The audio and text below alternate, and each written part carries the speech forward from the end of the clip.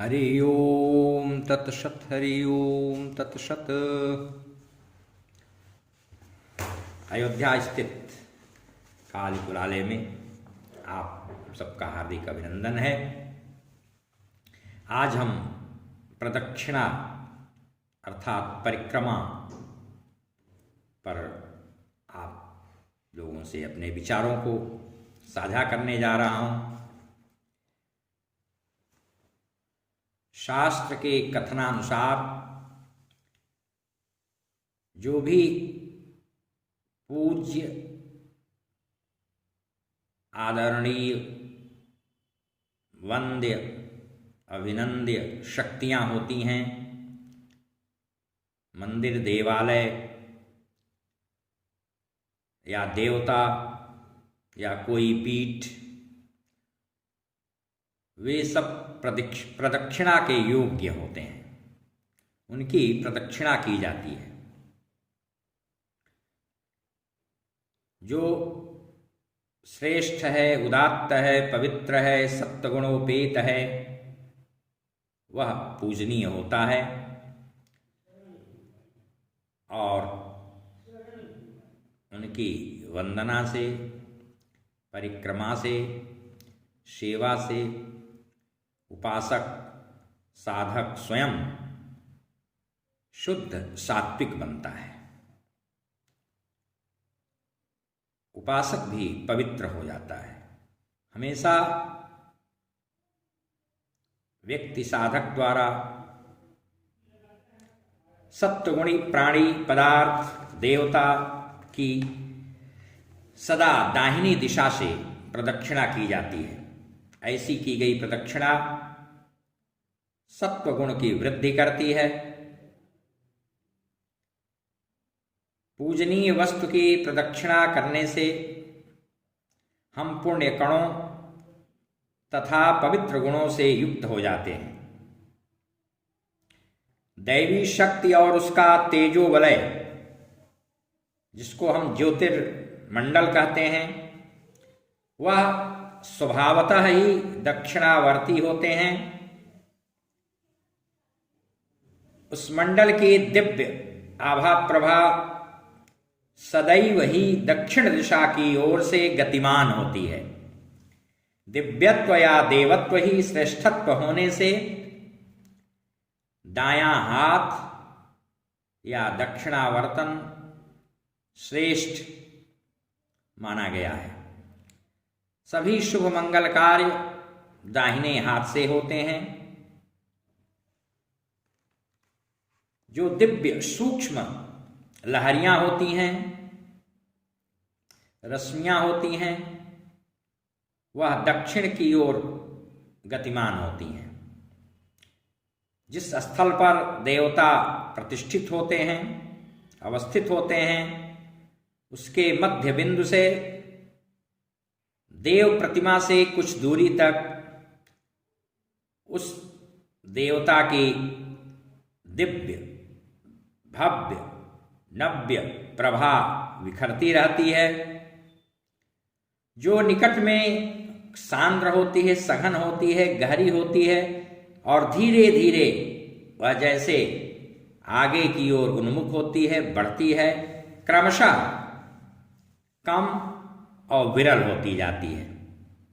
जब हम उस देवी देवता के चारों ओर परिभ्रमण करते हैं, घूमते हैं, तो उनके तेजो मंडल में से निकलने पर वे दिव्य कण हमारे चारों ओर चिपक जाते हैं।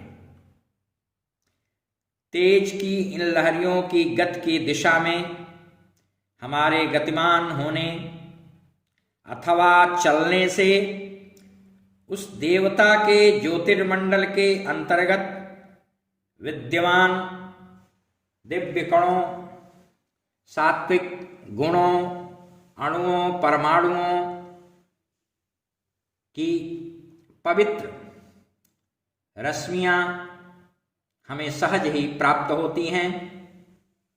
इसलिए देवता का तेज दक्षिणावर्ती होने से उसकी प्रदक्षिणा यानी परिक्रमा भी उसी के अनुरूप गति की दिशा में करना शास्त्र सम्मत माना गया है।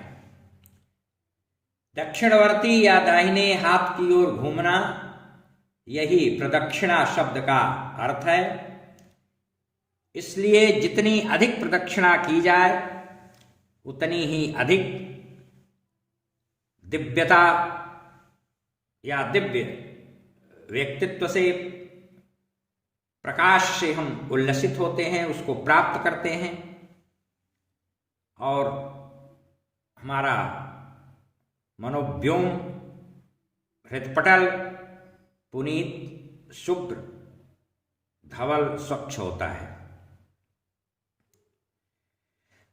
जैसा कि अभी मैं बता चुका हूं, दैवी आभामंडल की गति दक्षिणावर्ती होती है।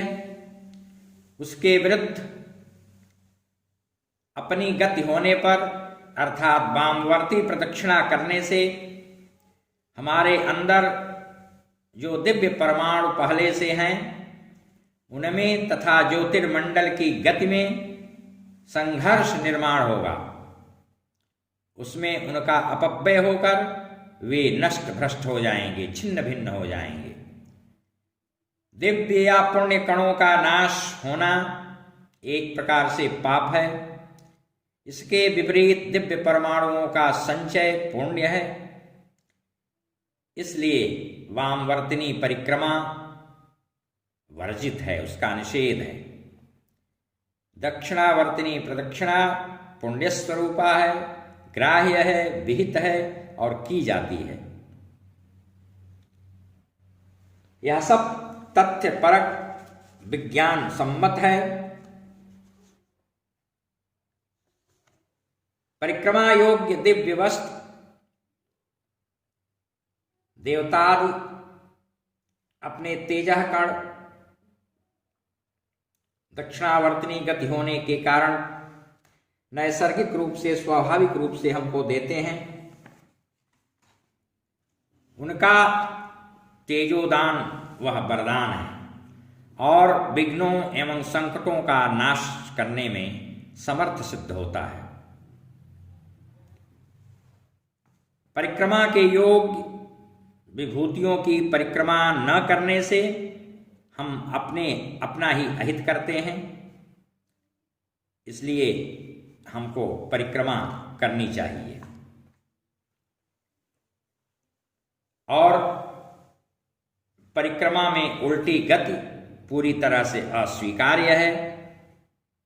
हाँ, केवल महादेव जी, शंकर जी के विषय में तेजो लहरी की गति केवल दाहिनी ओर नहीं है। इसलिए अर्घ्य के निचले भाग के कोने तक जाकर अर्थात अर्धांश पुनः वापस लौटती है। इसी कारण उनकी परिक्रमा विशिष्ट प्रकार से दोनों ओर करने का विधान है। इसी शास्त्रीय आधार के फलस्वरूप ऐसी विशिष्ट परिक्रमा को स्वभावतः प्रदक्षिणा कहा गया है। तीर्थों की भी प्रदक्षिणा अर्थात परिक्रमा की जाती है, क्योंकि तीर्थों में मठ मंदिर और साधकों का नित्यवास होता है। यह दीर्घकालिक होता है। तीर्थ भी दीर्घकालिक हैं,